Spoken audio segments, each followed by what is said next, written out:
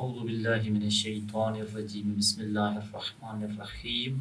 سوال یہ پوچھا جاتا ہے کہ قربانی واجب ہے یا مستحب؟ اس کے جواب میں کہا جائے گا کہ قربانی واجب بھی ہے اور مستحب بھی ہے۔ واجب کن لوگوں کے لیے ہے اور مستحب کن لوگوں کے لیے ہے، یہ دو گروہ ہیں۔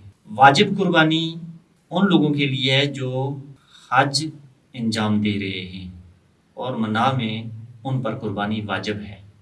اس کے علاوہ وہ افراد جو منت مانتے ہیں قربانی کی یا قسم کر اٹھاتے ہیں، ان کی منت پوری ہو جانے کے بعد یا قسم پوری ہو جانے کے بعد ان پر قربانی واجب ہو جاتی ہے۔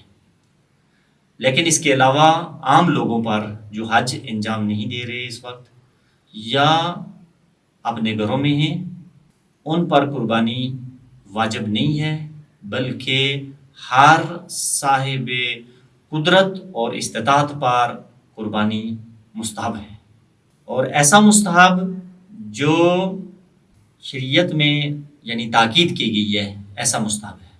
دوسرا سوال یہاں پہ یہ پوچھا جا سکتا ہے کہ صاحب استطاعت اور صاحب قدرت افراد کون سے ہیں؟